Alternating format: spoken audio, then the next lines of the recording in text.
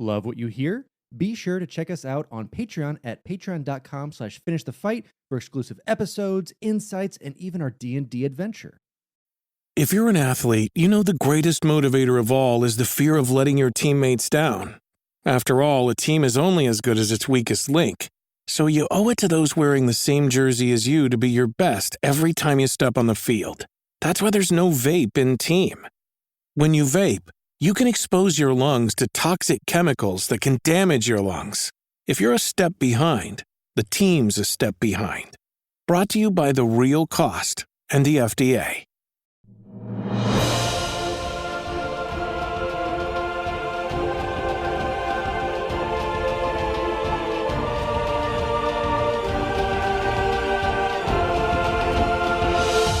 Welcome back to Finish the Fight, a gaming podcast, where we produce and develop the highest quality gaming research in podcast form. I am your host, Alex Kendall. And I am your host, Derek Baker. And today, coming up, it's time to cuddle up, get cozy, spend that Valentine's Day with your loved one or someone special and new. But we're going to be talking about some of the best and possibly some of the worst to avoid co-op cozy couch games to snuggle up and play this Valentine's weekend. Yeah. Alex and I were really thinking about it, and it's like, okay, we could probably talk a lot about cozy games. We've talked about cozy games a little bit in the past as well. I thought what would be sort of an interesting dynamic is maybe some suggestions for you that could be a nice Valentine's Day game night, but also want to make sure that you're not making mistakes in your game of choice, because there are a lot of games out there that are advertised as fun co-op games, but they can cause conflict. They might ruin your date night, and we definitely don't want that for you, Finish the Fighters, or whatever it is we're calling you these days. So let's go ahead and get started with one that I think would be a good one. Alex? Yeah, and so these might be, your partner might not be the biggest gamer, and you kind of want to say like, hey, I want to do something special for us. I want to have some fun. I have a lot of games that don't necessarily require, years of experience in that gaming. And I want to start with one that you can pretty much find a couple bucks, the fun platformer / puzzle game. Looking at Portal 2. So giving you that option to kind of work together, be able to solve puzzles, and it allows that puzzling brain to jump out there without the need to know a lot about gaming per se. Like, obviously, got to figure out some of those basic controls, but this one, it brings you closer together. The puzzles aren't too terribly difficult. You have to work together. You build that bond, and I think it's going to be a good one for you to start off with. I think that puzzle games are fantastic for a date night. If you want to stay in, it is something that you need. I mean, it's helpful to be able to just sort of like stimulate the mind, still play the video game, but without all of the crazy combat components that can get a little out of hand. Or, if they do, maybe you're there to kind of help your partner out if they are a little less experienced. But let's go ahead and talk about one that I think should be avoided at all costs.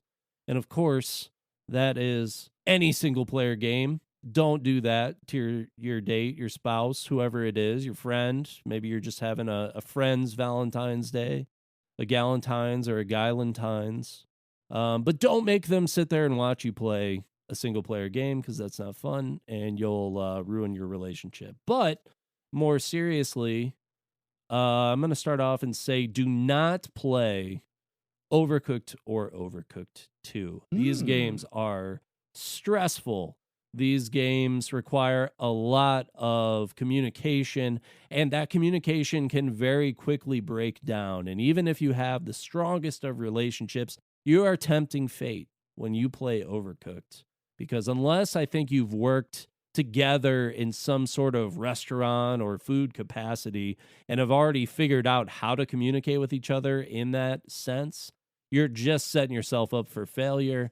I would not play Overcooked on Valentine's Day this year. Hey, it's understandable. I mean, you got to be in the bear to get that full experience, an anxiety attack. Like, you don't want that when you're hanging out together. No, But definitely not. One that does take a lot of co-op.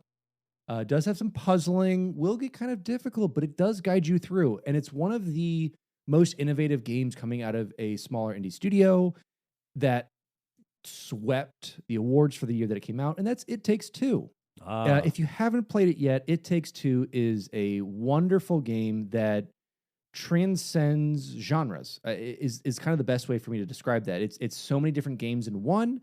You play as a husband and wife that are trying to solve kind of their marital problems and working through that in these various ways as these kind of little dolls made out of buttons and stitching and all this other stuff wished upon by their daughter. It is a fantastic game. Even if you're not able to game together, I know we're talking about a lot of couch co-op, but let's say, hey, you're long distance, hey, they have to stay in. It's snowed in. It's February. It can still snow. You only need one copy of It Takes Two. So if you already own it, your partner can join for free. It's a wonderful thing that the devs did to make it that experience, not have to double buy the game, basically.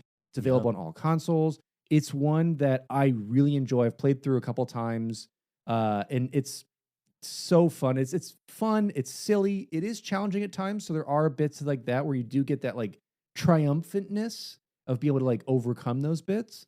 But it's also cozy. it's definitely great. I love It Takes Two because it transports you. You're miniature sized and you're running around these characters' home basically, and Mhm. so you're seeing all these things that are probably familiar to you, or if you're a homeowner, or just have been in like a garden or anything like that. Just it's getting this totally different perspective of these very normal things around the house, and definitely a lot of fun. I will say, depending on how far you get into It Takes Two, you may have a great Valentine's Day, or your Valentine's Day might have a lot of darkness in it. Who knows?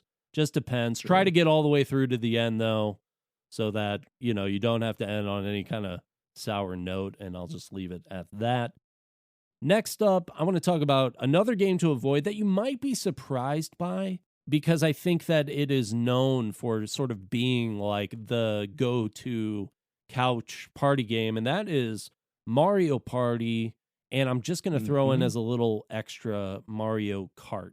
The issue with Mario Party is it gets contentious when it comes down to the star inventory, because stealing stars, sabotaging your opponents, those are all big components of Mario Party.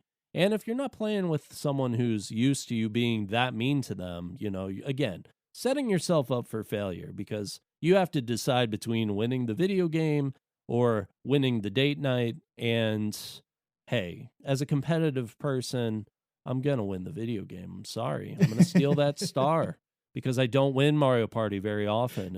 And if I have the opportunity, I'm going to do it. And Mario Kart, kind of the same thing. Especially with the newer Mario Karts, where there's just so much chaos, so many people. If Mhm. you're someone that plays video games a lot, very quickly that game could become almost like a single player game where it's you getting first place every time, maybe your partner who doesn't play video games as much, sort of in the middle of the pack. But if you're both good at Mario Kart, disregard that statement, go ahead and play, have some fun, and try not to blue shell each other too much. Yeah, you don't end up with blue shells. Next up on the positive side of the list. Next up on the positive side Ew. of the list, I want to mix two slash maybe three games together, but that is more of the building and farming sims in Minecraft and Stardew Valley, with an outlier of Terraria. I'm not a huge Terraria fan, but it is accessible to everyone. I think it's all three games, I think, are very accessible to someone who's maybe not a gamer, maybe really hasn't played a lot of stuff. But the co-op options that you get in that to build each other up, to have fun, whether that's building bases, whether that's going and trying to get, the best harvest you can for that season in Stardew and try to advance those achievements. There's so much in all three of these games that you can set your own limits of like, okay, for us in Minecraft, we're going to build the best house. For us in Terraria, we're going to try and make it to this level. We're trying to make it to hell. It's a lot to do, but trying to do that. Or in Stardew, just trying to be like, hey, we want to get the farm, we want to get the kitchen built, any of those things. It's a fun co-op of be able to work together, have some fun. And really, I mean, again, if they haven't played too many games, these are easy entry points that you can kind of do whatever you want in them. Yeah, very simple control wise as well. And I think that is Hmm. a huge, huge component of all that stuff. And there's really so much freedom within those games that without those barriers of, hey, this is what you absolutely have to do to win this, where you have that freedom, I think it makes for a really nice, relaxing time. Absolutely. I'm going to move over to something that is not relaxing and does have a high degree of difficulty to it, and that is Cuphead. And just as another bonus, I'm going to throw in Shovel Knight. Two games that are emblematic of that old school arcadey side scroller type of thing. You might Hmm. think, hey, that's a perfect co-op game, because I think traditionally those type of games were the first style of co-op games where you're at the arcades, you're going through, maybe you're playing like the Simpsons game, and you're just going left to right, beating up some people together, having a good time. No, you're wrong. Your memories are betraying you. You don't want to play Cuphead. You don't want to play Shovel Knight, because they are too hard for a date night that is supposed to be relaxing and fun. You're going to get frustrated. You're not going to have fun. You're going to be sitting there for the next 2 hours in silence, trying to come down from the frustration that has built in the immediate loss of life that you're inevitably going to experience over and over and over again in those games. Yeah, and like Derek said, like you don't want it to be too hard because you only want one thing to be hard. Okay, next thing on the positive list. This is a PG podcast. Valentine's Day. You're making it Next- PG-13. Well, listen, if you got Valentine's Day things, That's it true. might be. That's true. See, I'm there with you. But next up is another fun co-op-y style game. And these are, I mean, this whole genre of these co-op games, yes, you can have Halo that can be couch co-op. Yes, you can have plenty of others, but my favorite couch co-op-y games, I guess as of recent, are more like the fun puzzlers, or more of like, hey, working together in tandem to get some things done.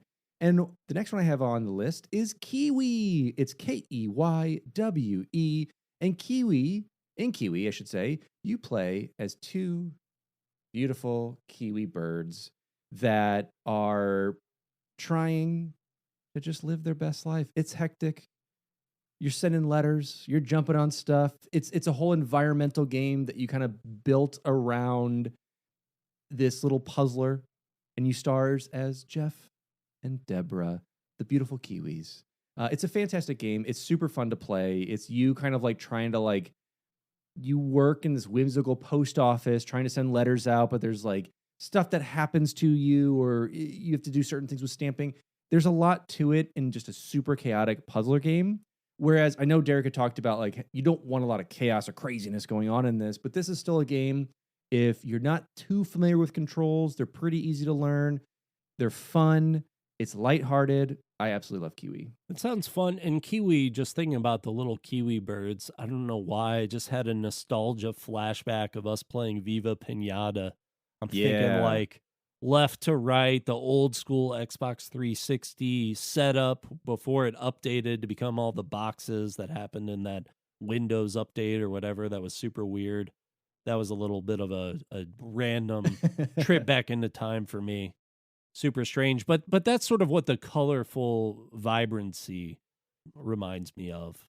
Yeah, it very much is, and it is that whimsy that came with Viva Pinata. Which, listen, if I could announce it in every episode, I would. If we could get even just an HD remaster on like the Switch, or if we can get a Viva Pinata 3, Yeah, I think everyone would love it. Man. So, listen, this is the perfect time. 2020 would have been the best time. Yeah. For a Viva Pinata 3, the Animal Crossing craze going on, be able to collect pinatas and have like your whole pinata garden. Pinata garden. Yeah. That's what I'm talking about. So I mean, if we had it then, if we have it now, I'm excited for it. But yeah, it does give that same feel, that whimsical feel. Playing as little Kiwis is so much fun. It's kind of the opposite of all of those like really dark inside or style of games like that are just this very dark side scroller. It takes that and just makes it very happy and punchy and silly. Hey, it's Kaylee Cuoco for Priceline. Ready to go to your happy place for a happy price? Well, why didn't you say so? Just download the Priceline app right now and save up to 60% on hotels. So whether it's Cousin Kevin's Kazoo Concert in Kansas City, go Kevin, or Becky's Bachelorette Bash in Bermuda, you never have to miss a trip ever again. So download the Priceline app today. Your savings are waiting. Go to your happy place for a happy price. Go to your happy price, Priceline. And if you want to stick with that animalistic style of game, I think Untitled Goose Game is another one that's a lot of fun. You know, I don't think that's on your list. At least I hope not, so I didn't spoil it. But if you want to play a good little puzzle animal game, I think that's another good one. But let's talk about an animal game that is not a good one, not something that you want to play. A game that has become a meme that will live in infamy forever for its memeness. Battletoads. Don't play it. Don't even think about it. If you have Battletoads, do not call your local GameStop and ask for a copy. Do not even go anywhere near this game. It's frustrating. Any sort of side-scrolling arcade game, I think, where you can hurt your partner in that game through the gameplay is a game that you want to try and avoid. So Battletoads is one. In a lot of like the old school Ninja Turtle games that Battletoads was made after, you can hurt yourself depending on the setting. So if you have the Cowabunga collection, maybe you want to avoid that as well. But if you want to go in there and set it to the mode where you don't hurt each other, then maybe reconsider. But Battletoads, another one where the difficulty is just way too high and you want to avoid it. Don't make the mistake that I've made, I'm sure, at some point, trying to play Battletoads in a casual evening, because it's not going to stay that way. Yeah, really any of those. Again, that's very much that gamer era of having arcades. They want you to feed the quarters in. And as those got transitioned to console, they're like, well, let's not change any of that difficulty. Let's just make it still just as hard to get through a lot of these games and just make it kind of a nightmare to go through, unfortunately. Yeah. But wrapping up my list is a game, as I'd mentioned earlier, you know, Inside and anything else that's kind of like dark platformy like that, or that kind of like 2.5D in a way. Avoid that. Avoid anything that has to do with that. But go ahead and jump into Unravel 2. Unravel 2 is so cute.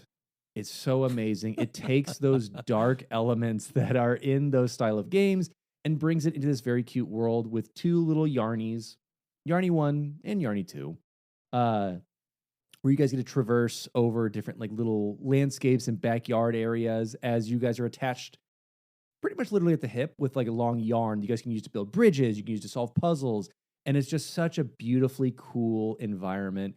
It's so much fun. If you want a game that is still puzzly, but not in depth, It Takes Two can be challenging for people who are not used to gaming. But if you still want a little bit more of that puzzling, a little bit more of that story generation, I would say Unravel 2 might be your way to go for sure. Yeah. Me and my wife played through It Takes Two, and she's not a big gamer. I think that any game that's like that, you can sort of use those moments as like good, helpful moments. Like, she's really not great at first-person shooters. She's never really played games where there were the two control sticks, you know, so most modern games are like that. But giving tips, helping out, I think Unraveled fits that category as well as It Takes Two, where they're not so difficult that you can't get through those things together. But yeah, I'm going to go ahead and round this out. Hopefully your date night does not unravel with the mistake of playing a game like Phasmophobia, or basically any sort of scary game. This is not the time to introduce your partner to Five Nights at Freddy's, or introduce your partner to Slender Man, or any game that you are sort of just sitting back and waiting to be terrified in. Don't make that Valentine's Day mistake. Save that for Halloween. Save that for the moments where it's appropriate. You know, play something nice. Play something relaxing. Any sort of other puzzly game. Alex's great suggestions, but don't play any sort of game where you're going to be afraid to go to sleep. because it's not going to set the mood right. You could try, Exactly. but if your partner is looking away from the screen, the whole time that you're playing, they're going to have nightmares. That's not the game that you want to go with. So that's where I'm going to end that list. I don't know. What do you think? Do you disagree with that decision, or would you dive into the scary games? I think it depends. And I think it really depends on your partner. Obviously, with our relationship counseling podcast we've just started, it depends what you guys want to get into. Maybe Phasmophobia is it. Maybe even Lethal Company, being silly and ridiculous Yeah. and jumping into a dumb game like that, which is so fun. Or go down the fantasy route, play some Baldur's Gate 3. Jump into any of these style of games is fun. There's so many co-op games that I'm really excited that we're getting somewhat of that resurgence of couch co-op, or even if it's not couch co-op, it has a feel of it. So even if you guys are, houses away, states away, countries away, you can still get together and play through your own style of game in various ways. Even games like Dying Light can get you to be spooky with some zombies, but two can kind of get you into playing together. And I think that's mostly what it's going to be. Whether it's you, like you said, Derek said, Galentine's, a friend's time, a partner, whoever you got, it's going to be fun. Play some games out there and let us know what you end up playing. What's your weekend looking like while having fun? Absolutely. Now, we do have a little bit of time. I think generally when we do these episodes, they're a little bit longer than this. Have you made any date night game errors in the past? Any stories come to mind that you would share? Now listen, as Derek said, you can't play games that are too competitive because it brings out the worst in both of you. Yeah.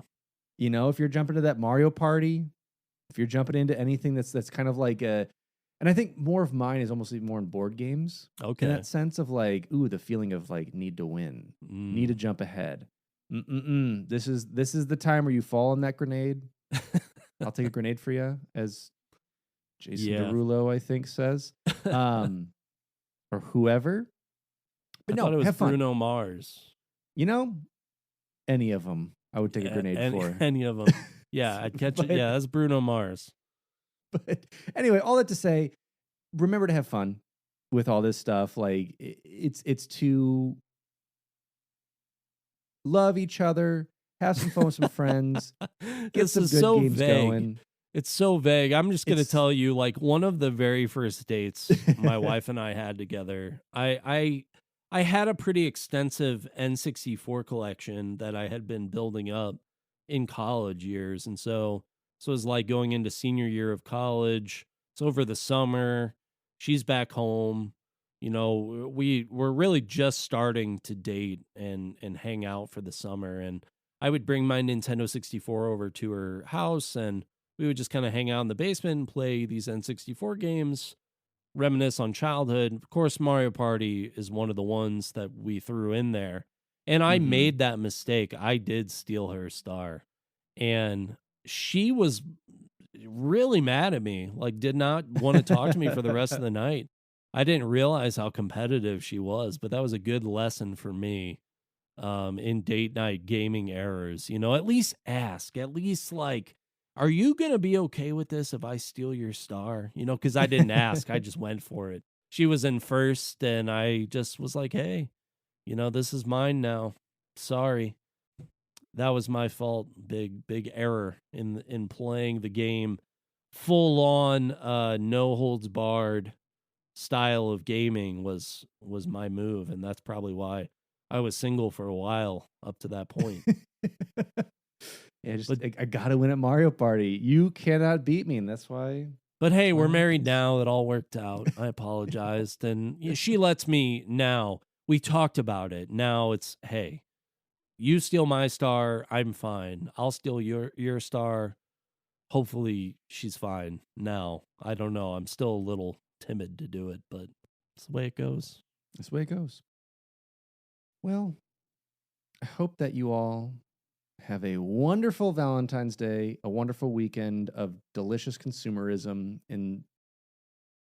for the sake of love. That's why we came with some games.